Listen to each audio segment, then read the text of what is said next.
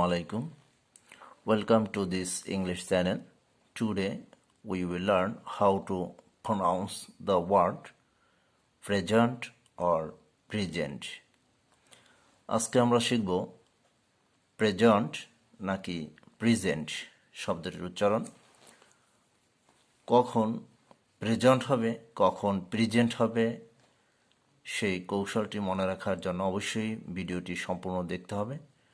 ভিডিওটির শেষে অবশ্যই আমরা বলবো যে কিভাবে মনে রাখতে হবে প্রেজেন্ট নাকি প্রেজেন্ট। শুরু করা যাক।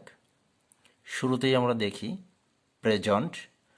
যদি শব্দটি নাউন এবং অ্যাডজেক্টিভ হয় তাহলে অবশ্যই উচ্চারণ হবে present. Present. Example: The present owner of the house died yesterday. The present owner of the house died yesterday. এখানে শব্দটি adjective.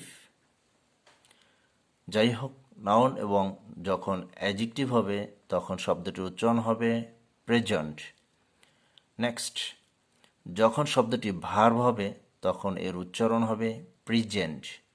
Present. Example: He presented me a book. He presented me a book. আবার যখন আমরা বলি presentation, এর সঠিক উচ্চারণ হবে প্রেজেন্টেশন এবং presentation. Presentation and presentation. Presentation. Presentation. Example: His presentation or his presentation was excellent. Excellent. His presentation was excellent. আমরা বলে থাকি প্রেজেন্টেশন, আসলে এই শব্দটির সঠিক উচ্চারণ হবে presentation and presentation. Presentation. এখন মূল যে কথাটি সেটি হলো কখন আমরা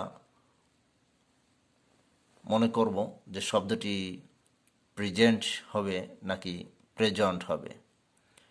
এক কথায় আমরা মনে রাখার চেষ্টা করব, যখন শব্দটি ভার্ব হবে তখন হবে প্রি, যখন ভার্ব হবে তখন হবে প্রি। প্রেজেন্ট। প্রেজেন্ট। যখন নাউন এবং অ্যাডজেক্টিভ হবে তখন হবে প্রেজেন্ট।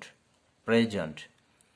মনে রাখার কৌশল হলো ভার্বের সময় প্রি এবং যখন নাউন এবং অ্যাডজেক্টিভ হবে তখন হবে প্রেজেন্ট। ভিডিওটি ভালো লাগলে অবশ্যই চ্যানেলটি সাবস্ক্রাইব করবে, অবশ্যই কমেন্ট করবে এবং লাইক করবে। যদি কোনো সমস্যা থাকে অবশ্যই কমেন্ট করে জানাবে বিষয়টি। Thank you all.